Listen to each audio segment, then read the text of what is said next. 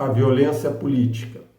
O assassinato de Marielle, do capoeirista mestre Moa do Catandê, por um bolsonarista. O ataque a tiros contra a caravana de Lula, a agressão e a tatuagem com uma suástica no corpo de uma mulher de 19 anos, a utilização de um drone para lançar veneno sobre o público que aguardava um ato com Lula em Uberlândia, o ataque a tiros à redação da Folha de São Paulo, o assassinato do jornalista Dom Phillips e do indigenista Bruno Pereira, ou ainda a invasão de um bolsonarista à festa de aniversário para assassinar o dirigente petista Marcelo Arruda, esses são apenas alguns episódios da crescente violência política no Brasil.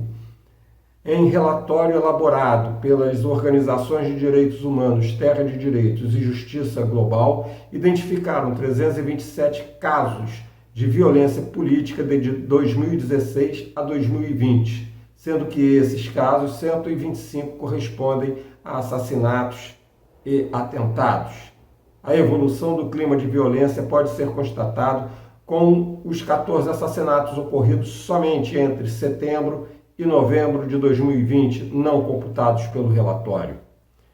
Esses dados demonstram o quão grave é a situação política no Brasil. Sem sombra de dúvidas que as declarações de incentivo à violência feitas pelo presidente da República são componentes importantes desse quadro. Contudo, não se pode isentar a responsabilidade da parcela da população que se viu representada por esses discursos de ódio difundido por Bolsonaro desde a campanha.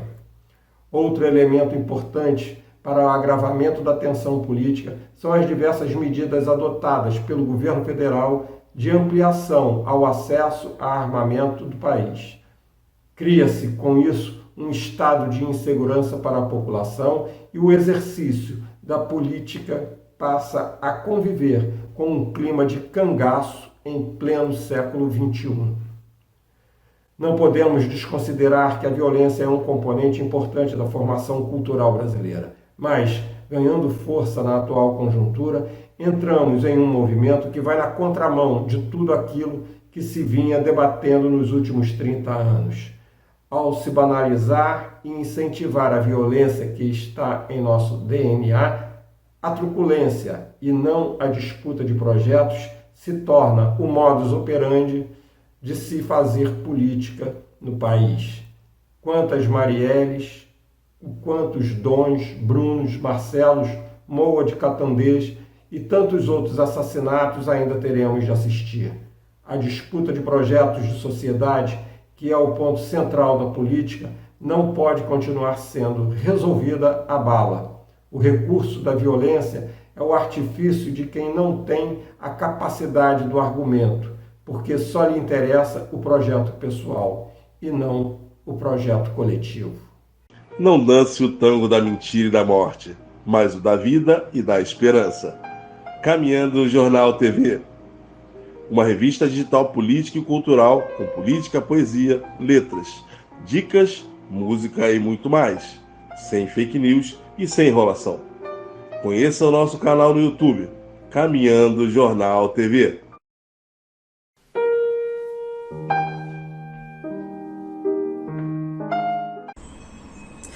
Hoje vou começar a minha fala com uma música Sinal Fechado, do Paulinho da Viola, que tem umas perguntas que nos cabe ainda hoje.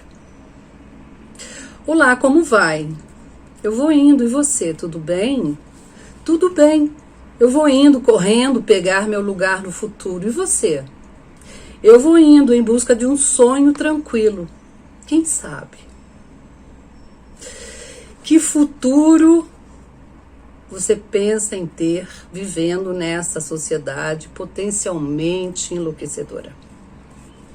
Que sono tranquilo você pode ter vendo o tempo todo a cultura da violência? A violência contra os times de futebol, os preconceitos, a violência política. As pessoas estão se violentando, se matando, se acabando. São pessoas sem controle das suas emoções. Eu entendo que está cada dia mais difícil as pessoas controlarem suas emoções. Saúde mental é fundamental para se viver em sociedade.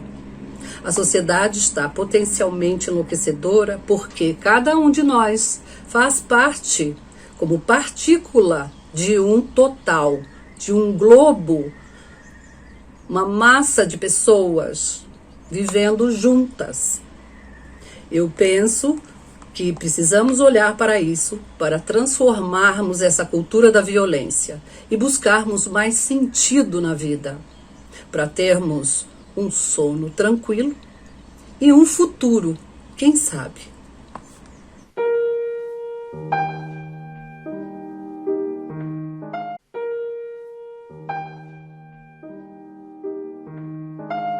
Política. O que podemos dizer hoje da política nacional? Estamos numa normalidade total e, como dissemos, na nossa opinião, sob uma terapia do choque. Ou seja, propositadamente o Brasil é vítima, o povo brasileiro é vítima de uma terapia do choque por poderosas forças internacionais, com uma fração do Império do Capital à frente. Se Biden é contra isso e fala isso, aquilo, não sabemos, porque a mentira é uma das características fundamentais dos Estados Unidos. E esse processo é um processo mundial.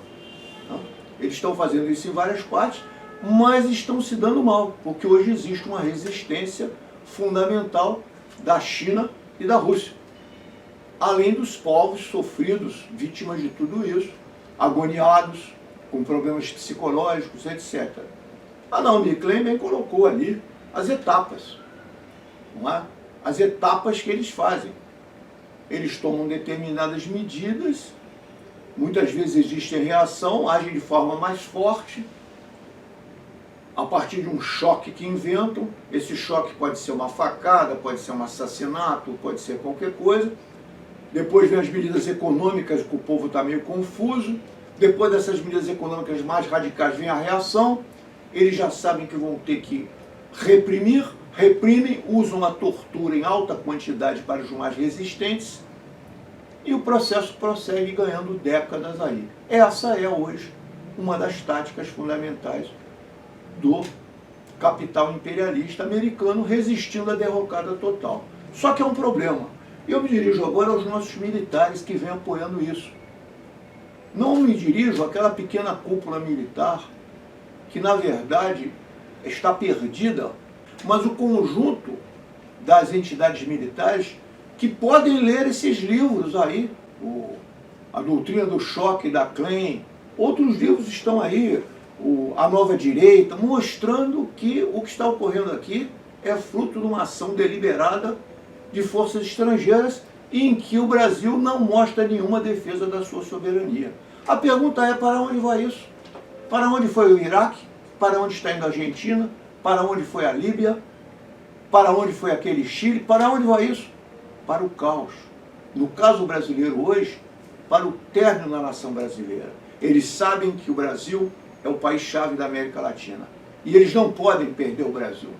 Então tem que se inventar um inimigo. O inimigo é o terrorismo, o inimigo é o comunismo, o inimigo é isso, o inimigo é aquilo. Um elemento como o Lula, que é um centro-direita, vira comunista. O outro que não é comunista, que é nacionalista, vira comunista. E nessa confusão, mata-se, reprime-se e nada importa quanto à morte de pessoas.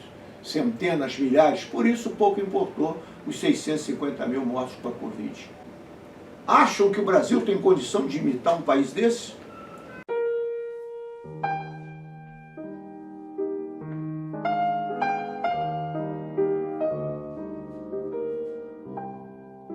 Rapaziada, Jornal Caminhando, Jornal TV. Estou aqui no evento do ex-secretário Daniel Sorante. Eduardo Cavalieri. E só para fazer um anúncio para vocês. Mais defendeu essa região grande da abraço cidade. a todos os espectadores. Eduardo Cavalieri. Fazer um anúncio para vocês. Esteve com a gente em todo PDT momento. acabou de anunciar da pré-campanha, sua aliança ao do PSD. prefeito Eduardo Paes foi eleito. E nessa aliança E o Eduardo Cavalieri fizeram ajudou uma composição a gente nessa reconstrução. para governo Mas ele do conta Estado com do Rio de duas Janeiro, estrelas aqui dessa nessa região, desse pleito que já eleitoral fizeram de muita campanha 2022 política comigo. ao governo do Estado, Rodrigo Neves, O Fernandinho e o Daniel. Felipe Daniel, que é Santa meu Cruz. xará. Felipe Cadê a Santa Beth Cruz Doriqueto? ia ser o candidato da Ô, Beth, PSD quando o Rodrigo Neves, ao quando a gente governo, escolher mas as houve clínicas essa da família, composição. onde que as Ele clínicas está sendo iam, anunciado onde ia aqui colocar, no evento do era o Daniel Daniel Soares, Fernandinho né? que escolhia. Agora, Cadê o pessoal da clínica da daqui a pouco Aldaléia, ele vai falar ali Cadê? atrás. Tamo junto.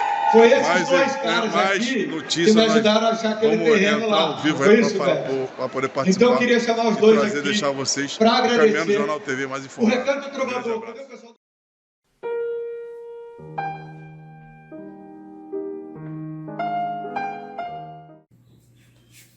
Estamos aqui uma vez para falar sobre a Petrobras. Alguns anos atrás, a Petrobras representava cerca de 89 mil trabalhadores primários, ou seja, concursados na companhia. E agora estamos com uma faixa de 42, 46 mil no máximo trabalhadores. O que isso afeta? Isso afeta a nossa segurança patrimonial, isso afeta a nossa condição operacional, afeta a saúde do trabalhador, afeta a produtividade do próprio serviço de refino, de exploração e produção, de transporte, de logística, de saúde, do meio ambiente. Tudo isso é afetado com a redução de mão de obra, que vai ocasionar danos, não só para a própria empresa, mas também para a sociedade. Então, a redução do nosso efetivo está vinculada à questão da privatização. A privatização da Petrobras é danosa ao país.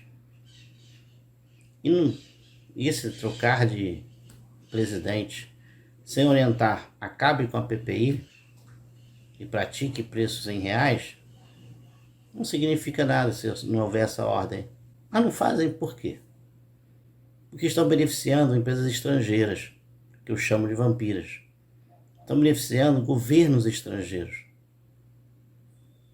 Com essa questão da variação cambial, nós estamos perdendo. Com a questão da variação do preço do barril no estrangeiro, nós estamos perdendo. Porque nós estamos tirando um preço muito mais reduzido do pré-sal, o nosso petróleo, que não precisa estar indexado a esses valores em reais, em dólares americanos. Então está hora de dar um basta. Está hora da população cobrar realmente o que tem que ser feito. Não é apenas trocar presidente da Petrobras que vai resolver a questão.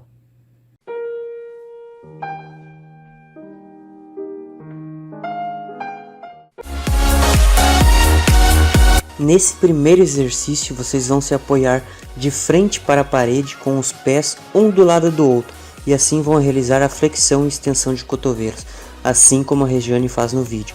Esse é o primeiro exercício que você precisa dominar para realizar a flexão de braço.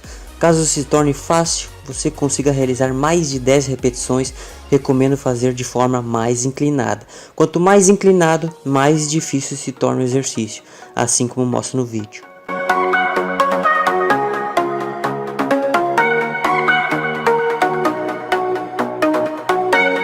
Nesse segundo exercício é excelente para fortalecer seus braços, para assim realizar a flexão de braço. Você vai se posicionar de joelhos no chão e assim vai realizar a extensão de tríceps. Precisa deixar os cotovelos fechados e assim vai apoiar o antebraço no chão e logo após vai tirar ele de apoio do chão, assim como a Regiane faz no vídeo. Nesse terceiro exercício você vai se posicionar com o corpo todo no chão e depois vai estender os braços e elevar o joelho que ainda está de apoio no chão. Depois vai apoiar o joelho novamente no chão e assim vai flexionar os braços e assim por diante, como mostra no vídeo. É um excelente exercício que vai te dar o fortalecimento que você precisa para fazer a flexão de braço.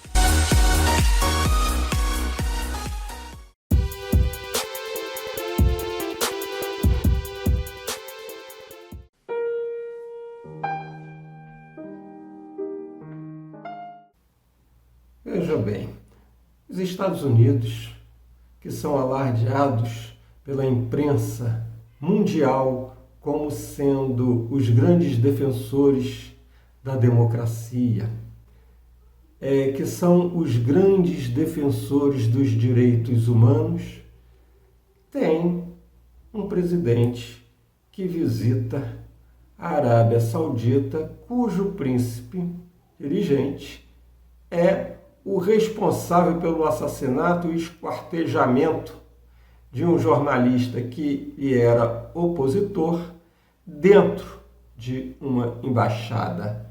Veja bem, afinal de contas, que moral tem os Estados Unidos para chamar alguém de ditador? Que moral tem os Estados Unidos para chamar alguém de assassino? Pelo visto, ninguém, porque são os seus próprios aliados, em nome do pragmatismo e dos interesses dos grandes conglomerados econômicos. Os Estados Unidos fazem qualquer coisa, inclusive apertando a mão de assassinos.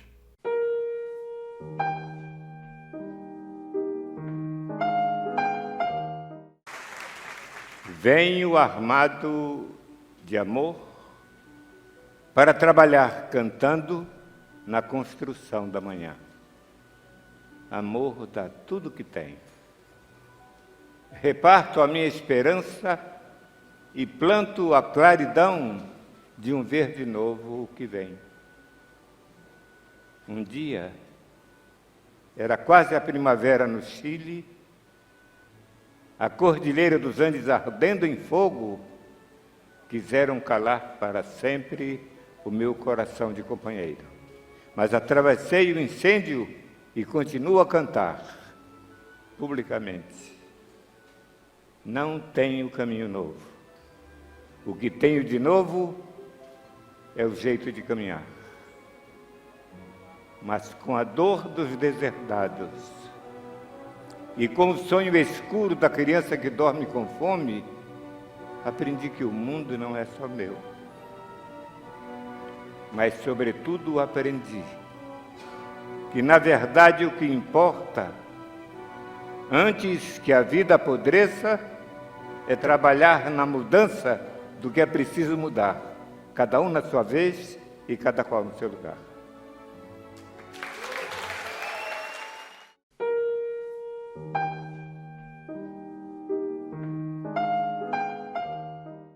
Então Medvedev virou uma fera. Hoje, o Medvedev é 10 vezes mais perigoso do que o Putin. Medvedev botou o dedo na cara dos Estados Unidos e de todo o Ocidente e falou exatamente nesse tom, nesse que eu vou falar. Vem cá, vocês sabem com quem vocês estão se metendo? Nós temos o maior e mais completo arsenal. Nós temos armas hipersônicas que vocês nem sonham em ter. Quem são vocês para colocar a Rússia em algum tribunal? Não tem tribunal nenhum para nós. Nós temos armas e temos poder de destruição. Se vocês continuarem assim, vocês estão querendo o fim da raça humana e nós não vamos titubear.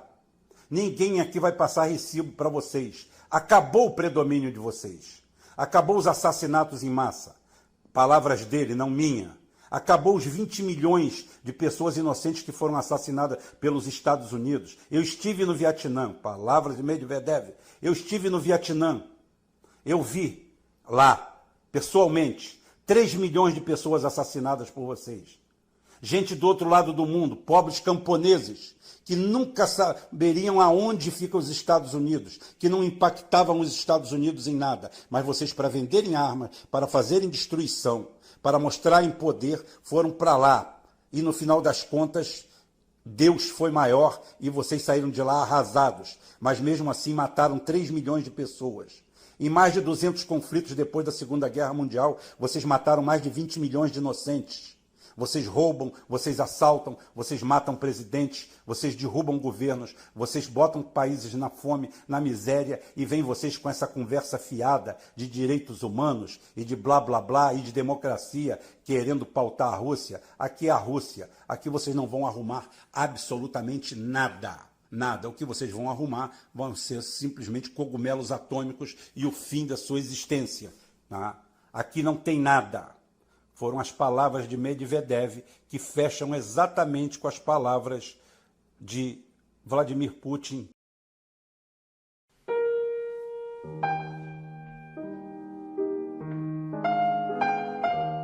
Realmente é uma coisa assim de se aplaudir de pé, 90% das interpretações em Pantanal. A parte técnica também você vê que tem valor de produção, né? Eles gravam em lugares reais.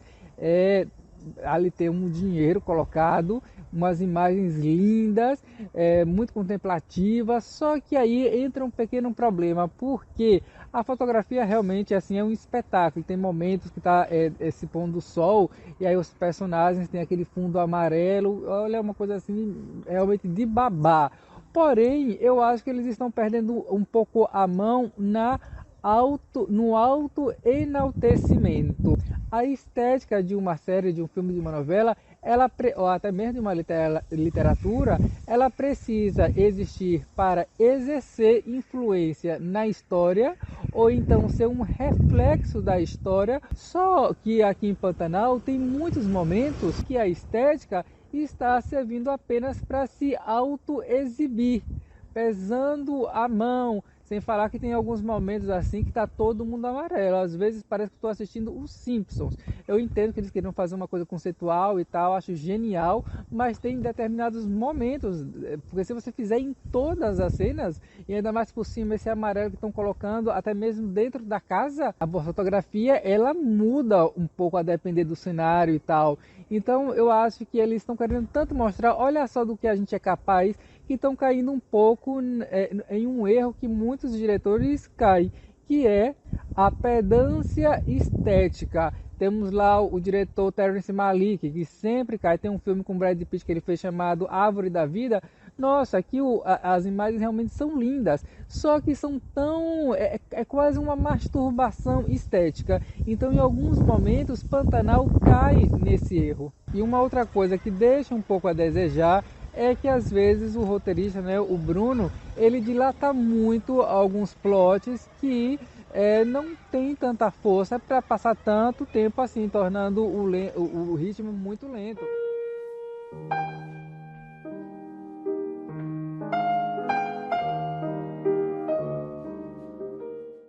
Amigos, o Brasil numa situação totalmente anormal.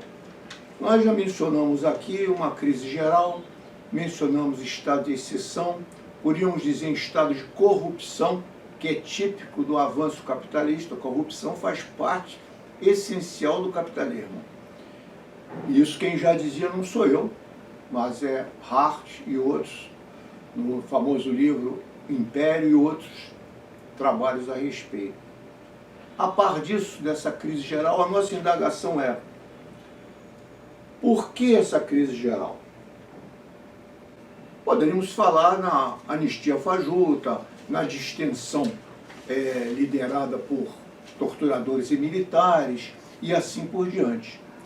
Mas nós diríamos que há mais.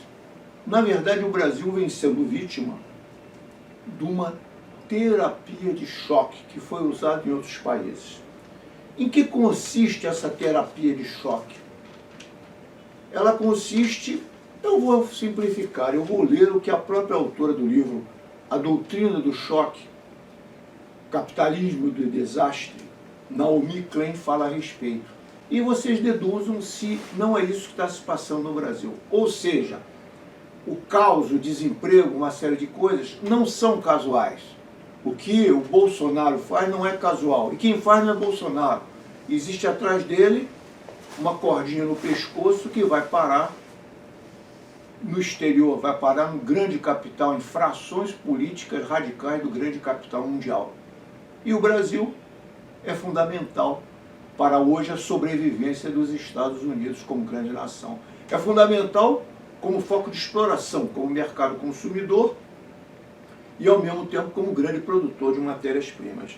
Olhem bem o que diz a Naomi Klein em Doutrina do Desastre, e mencionando a relação entre tortura coletiva, atenção, domínio coletivo, tortura coletiva e assim por diante. Diz ela: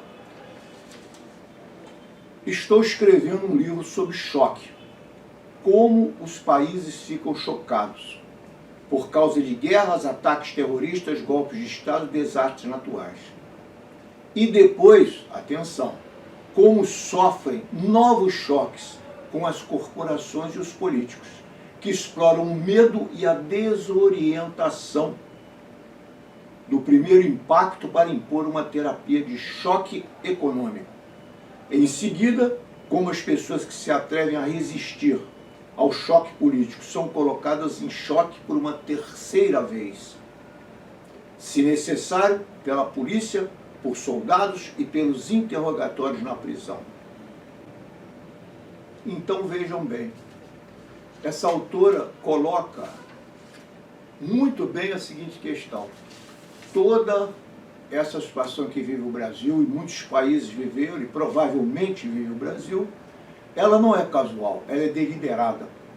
Trata-se de um choque deliberado, provocado, como por exemplo uma facada, um assassinato, massas na rua de repente para derrubar Dilma e assim por diante, seguidos de movimentos todos organizados com dinheiro estrangeiro, etc., como foram o caso das famosas primaveras, e depois uma tentativa de outros choques econômicos fazendo aquilo que se pretendia antes. No Brasil, nós estamos em plenos choques neoliberais, antes precedidos de uma eleição anormal, antes precedidos da facada em Bolsonaro, da derrubada de Dilma e agora de uma eleição em condições completamente anormais. Pensem nisso. Estamos sob uma terapia de choque. Você está sob uma terapia de choque.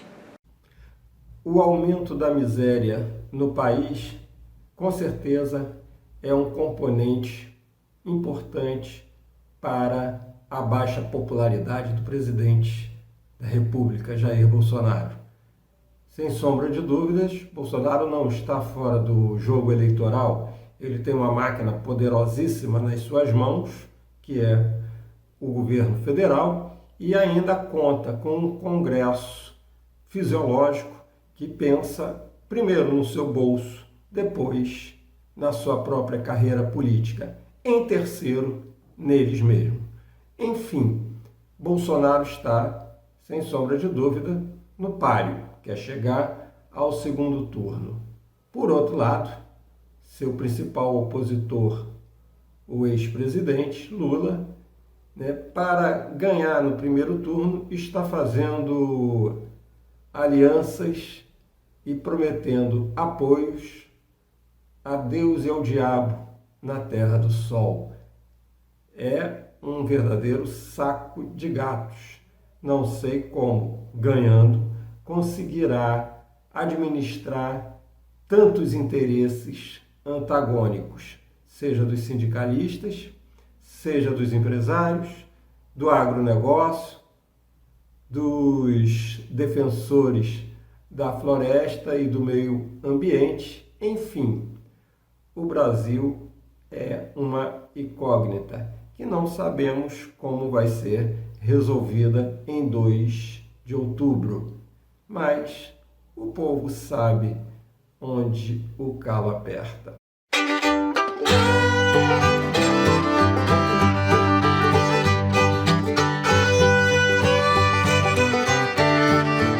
Chegando lá, reparou que estavam todos tristes, rapaz, cabeça baixa. Enquanto isso, do outro lado do muro, ele ouvia um pagodezinho, um samba, dupla sertaneja, gargalhadas. Enfim, uma animação danada. Não se conformando, o pecador sobe no muro e chama alguém e diz: ei, por que vocês estão nessa festa todinha? Aqui o pessoal come um pires de merda e vive triste, vocês comem uma lata de 20 quilos, vocês estão dando risada. Cabeça, meu amigo, aqui é Brasil, né? Um dia falta lata, no outro dia falta merda, no outro dia o capeta não vem, no outro dia é feriado e no outro dia não tem lenha pra fogueira. E assim a gente vai levando, é só festa.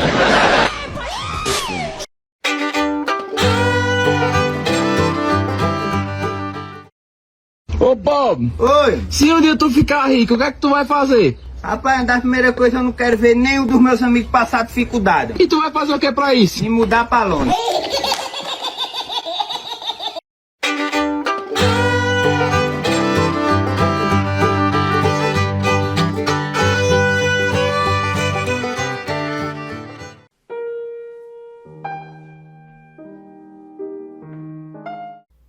Meu fato em destaque vai para uma curiosidade.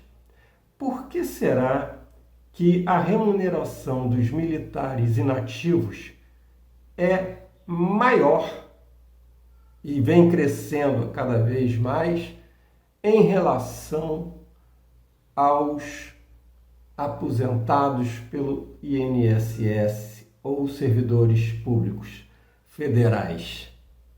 Essa é uma questão que a sociedade tem de debater, que afinal de contas os militares não conseguem controlar as fronteiras, não conseguem controlar o contrabando de madeira e nem de ouro, não conseguem estabelecer a ordem na região amazônica, mas ganham bem.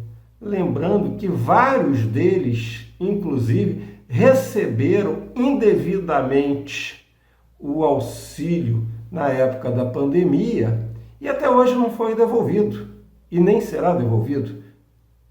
É muito estranho esse privilégio dos militares que se dizem os garantidores da moral no Brasil.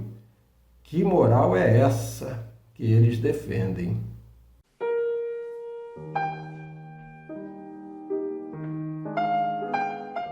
Latinoamérica todavía está en ese camino lento de lucha del sueño de San Martín y Bolívar, ¿no?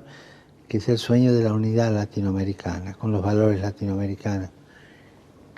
Y por supuesto, siempre fue víctima y será víctima hasta que no se termine de liberar de imperialismos explotadores, ¿no?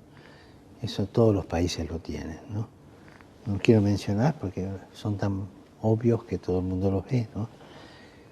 Y el sueño de San Martín y Bolívar es una profecía, ¿eh? Ese encuentro de todo el pueblo latinoamericano, más allá de la ideología, con la soberanía de los pueblos, ¿no? Y esto es lo que hay que trabajar para lograr la unidad latinoamericana en este sentido, donde cada pueblo se sienta sí mismo con identidad y a la vez necesitado de la identidad del otro, ¿no? Y no es fácil.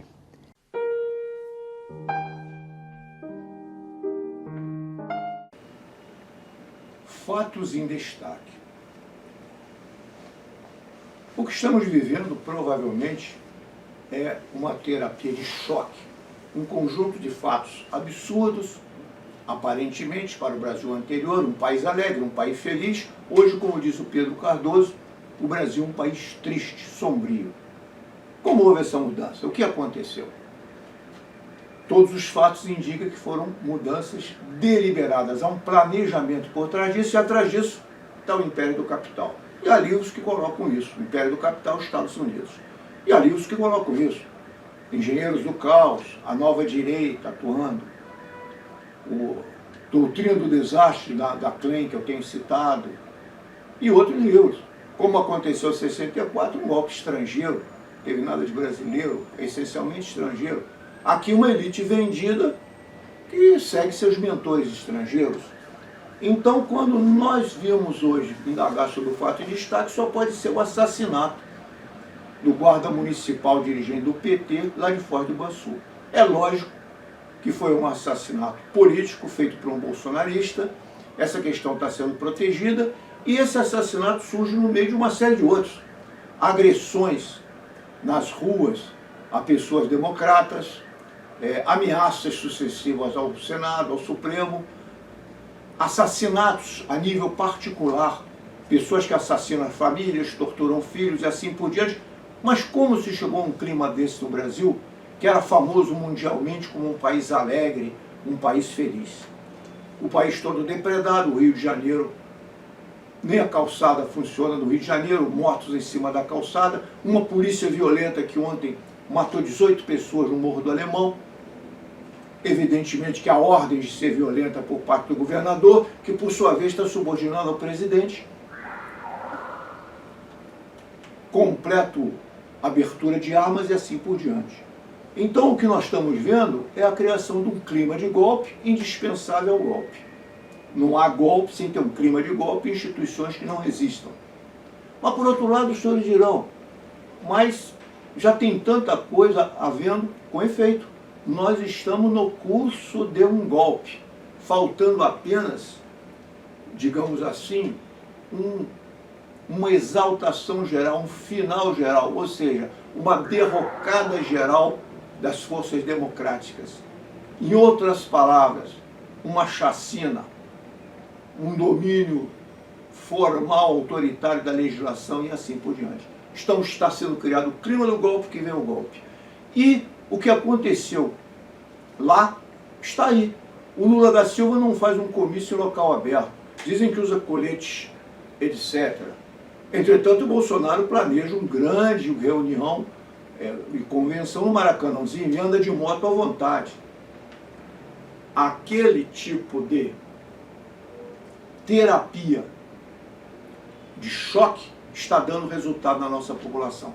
É uma terapia que busca ter agora não mais um choque individual para mudanças de comportamento, mas um choque coletivo.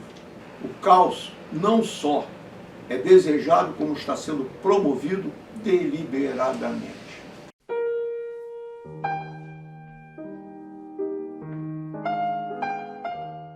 What we're worried about is that these Brazilian neo-Nazis who are going to get combat training in the Ukraine from Ukrainian Nazis are going to come back and try to start race wars here.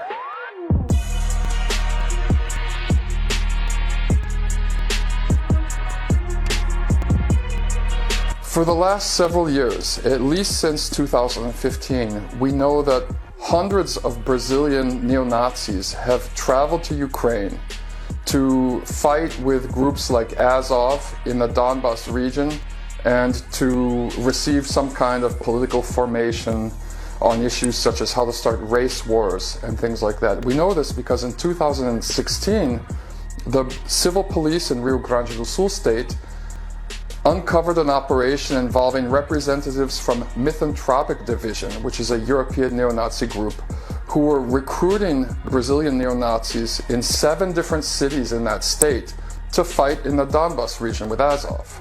So there's this history that's been going on for a couple of years, and this was covered in even the Israeli press as well as the Brazilian national press. One of the reasons Brazilian neo-Nazis are so interested in the Ukraine is because starting in around 2012, a group of people on the far right, led by a woman named Sarah Giannini, who changed her name to Sarah Winter to honor the famous British fascist from the 1920s and 1930s, there's been this entire campaign to Ukrainize Brazil, as they call it. In other words, all of the neo-Nazi groups in Brazil are importing symbolism and the black sun and things like that from the Azov regiment. There's been this campaign among certain members of the far right, including Sarah Giannini, the former leader of Brazil Femin, who started traveling to Ukraine in around 2011, and Congressman Daniel Silveira, to Ukrainize Brazil. And what this means is to start incorporating ideology from groups like Azov into the public politics of Brazil through changes in legislation and legalization of all guns, elimination of all laws against racism, elimination of laws against Nazism, and that this ideology has a certain level of attraction for disenfranchised young people, as it did in Germany in the 1920s and 1930s. It's easy for elites to try and scapegoat other groups of people who can be categorized as subhuman for social and economic problems caused by their own policies. The number of neo-Nazi groups in Brazil has increased by 270% since Jair Bolsonaro took power in 2019. And one of the reasons this is happening is clearly because he enables them. He himself is someone who wrote letters to neo-Nazi websites in 2002 and 2003, thanking them and saying things like, "You guys are the reason I'm in politics." On another occasion on TV, he said that he would have fought with Hitler's army with the greatest pleasure if he was alive during that period. So he's someone himself who has fascist tendencies, fascist sympathies. He's talked about killing all of the communists in Brazil. When he talks about legalizing guns so that people can kill communists, this is a dog whistle to neo-Nazi groups. And it's a sign that they're not going to be prosecuted as much as they would have been prosecuted in the past.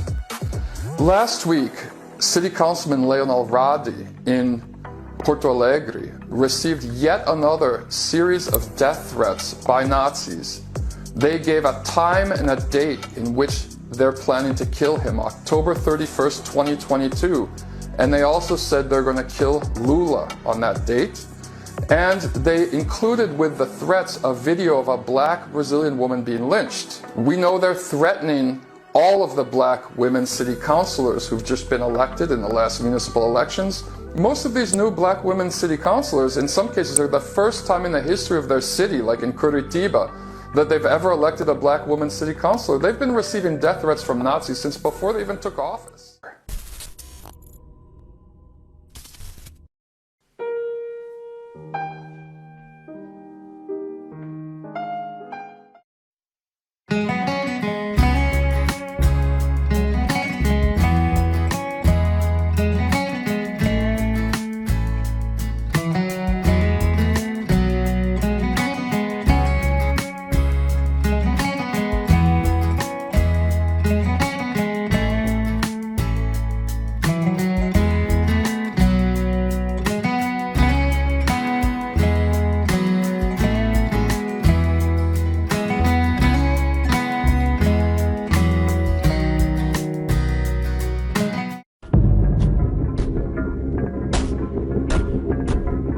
What I'm trying to do in the shock doctrine is tell how capitalism unrestrained came to dominate the world.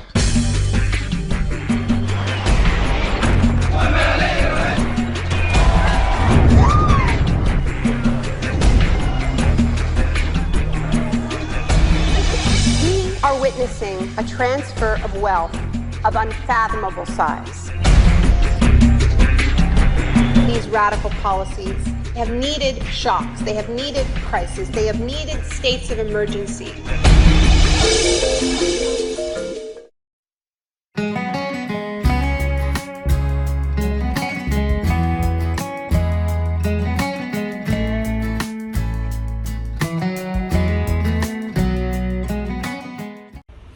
Rosa de Hiroshima, a música é de Gerson Conrad e a letra é poesia de Vinícius de Moraes.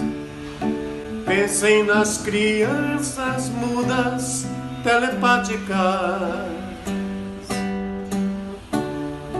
Pensem nas meninas cegas inexatas. Pensem nas mulheres rotas alteradas. Pensem nas feridas como rosas cálidas. Mas ó, não se esqueçam da rosa, da rosa de Hiroshima, rosa hereditária, a rosa radioativa, estúpida, inválida, a rosa com cirrose, anti-rosa atômica, sem cor, sem perfume, sem rosa, sem nada.